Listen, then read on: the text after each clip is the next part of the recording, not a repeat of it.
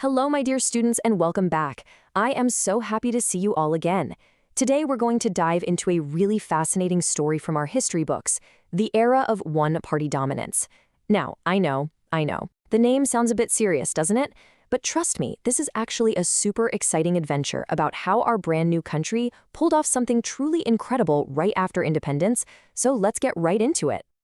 Okay, so just imagine this. It's 1947. India is finally free. But the whole world is watching us. A lot of other countries that became independent around that time took what you might call the easy way out. They thought, democracy is too complicated, it's too messy. Let's just have one strong leader for now. But our leaders, they chose a different road. They picked the difficult path, the path of democracy, because they believed that politics wasn't a problem to be avoided, but the very way to solve our country's problems. And that brave decision led to something that people all over the world started calling the biggest gamble in history. I mean, can you even imagine trying to hold an election for the very first time in a country as huge, as diverse, and as new as India? It was this massive, massive experiment, and honestly, nobody was sure if it would work. The whole world was watching, just waiting to see if we would pull it off or fail completely. Let's just talk about the numbers for a second because they are mind-boggling. The first big challenge? The sheer number of people who could vote. We're talking about 17 crore eligible voters. That's 170 million people. To give you some perspective, that's way more than the entire population of many big countries today. No one had ever tried to hold an election on this scale before. Ever. And what were all these people voting for? Well, they had to choose about 3,200 MLAs for their own state assemblies. That is a lot of leaders to pick in your very first election. But hold on, that's not all. On top of the MLAs, they also had to elect 489 members of parliament for our very first Lok Sabha. So it was like a double election happening at the same time for both the central government and the state governments. What an incredible task. But here's the real kicker, the one thing that made everyone, and I mean everyone, really nervous. Out of those 17 core voters, only about 15% of them were literate. Just think about that. How do you even vote if you can't read the names on the voting paper? How could you make sure your choice was counted? And this is where the pure genius of our election commission really comes through. It was led by our first chief election commissioner, a man named Sukumar Sen. They had to literally invent a new way for people to vote. I mean, look at this old ballot paper on your screen. It's just a blur of names. If you couldn't read, this would be completely impossible. So what was this brilliant solution? It was actually so simple. Instead of having just one ballot box, every single polling booth had separate steel boxes, one for each candidate. And on the outside of each box, they put the election symbol of the party, the hand for Congress, or a flower, or a pair of bullocks. Voters were just given a blank piece of paper, and all they had to do was drop it into the box of the person they wanted to vote for. So simple, so clever, and so perfectly democratic. Now, because of all these challenges, a lot of people were very, very skeptical. One Indian editor literally called it the biggest gamble in history. A so-called expert from Britain said it was a complete joke, an absurd farce. They were also sure that democracy in a poor and largely illiterate country like India was just destined to fail. But, you guessed it, they were all proven completely wrong. The elections, which took place between 1951 and 1952, were a huge success. More than half of all the eligible voters actually showed up to vote. And when the results finally came in, wow, there was one clear, undisputed winner. And that winner was the Indian National Congress. Just take a look at this map. All the yellow you see shows the states won by the Congress Party. It's pretty much the whole country. From the national government in Delhi to almost every single state, Congress just swept the elections. Let's look at the numbers to see how massive this victory really was. Congress won 364 seats out of 489 in the Lok Sabha.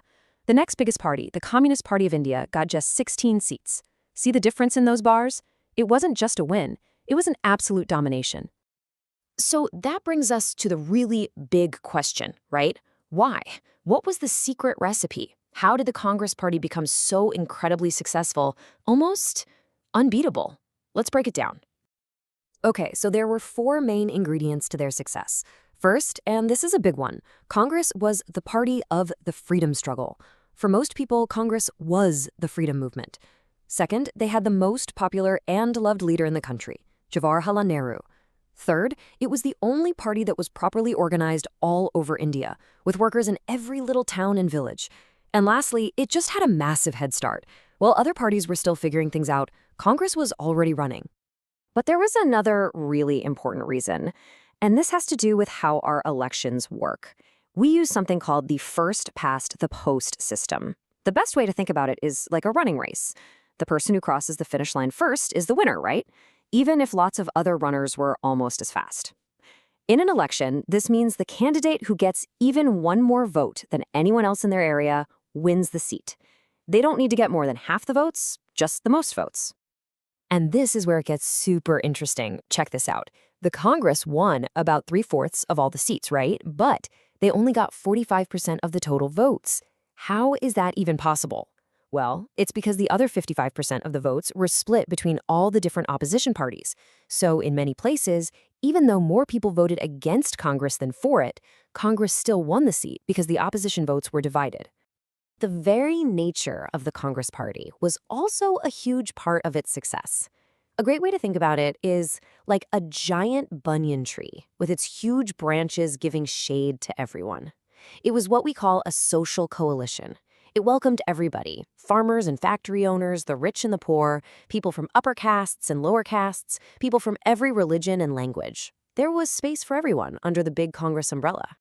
And it wasn't just a social mix. It was a mix of ideas, too. It was an ideological coalition. Inside the Congress Party, you had people with all sorts of different beliefs. So if someone wasn't happy with the decision, they didn't just leave the party. Nope. They would stay inside and fight for their ideas. These different groups inside the party were called factions, and they actually made the party stronger by keeping the debates and discussions alive within Congress itself. Now, just because Congress was so dominant doesn't mean it was the only party around. The opposition might have been small, but it was there, and it played a super important role in our democracy. So let's hear it for the other voices in the room. I just love this cartoon by the famous cartoonist Shankar. It shows these tiny opposition leaders in a tug of war, trying to pull down the giant tree of the Congress government. It perfectly shows what they did. They kept the ruling party on its toes, they questioned its policies, and they always offered a different point of view. This was so important to make sure India didn't just become a one-party country. So who were these other parties? Well, the biggest one was the Communist Party of India, and they did something amazing. In 1957, they actually formed a government in Kerala. This was the first time in world history that a communist party had been elected to power through a democratic election. Then you had the Socialist Party, and also the Bharatiya Jana Sangh, which was formed in 1951 and is the party from which today's BJP has its roots. This whole unique situation in India's early years led political scientists to come up with a special term for it. And this is a very important one for your exams, my friends: the Congress system. What does it mean? Well, for the first 20 years or so, because of all the different groups and ideas inside the Congress, it kind of acted as both the ruling party and the main opposition party. The real political fights were not between Congress and other parties, but between the different groups within Congress itself. But you know what was truly amazing about this time? The amount of respect between the leaders. Prime Minister Nehru didn't see the opposition as enemies. In fact, he respected them so much that he even included some of the biggest opposition leaders, like Dr. B.R. Ambedkar and Shyama Prasad Mukherjee, in his very first cabinet after independence. This shows a beautiful political culture, one that really valued different opinions. So, for almost 2 decades, the Congress Party was like the sun, and all of Indian politics just revolved around it. But just think about it for a second.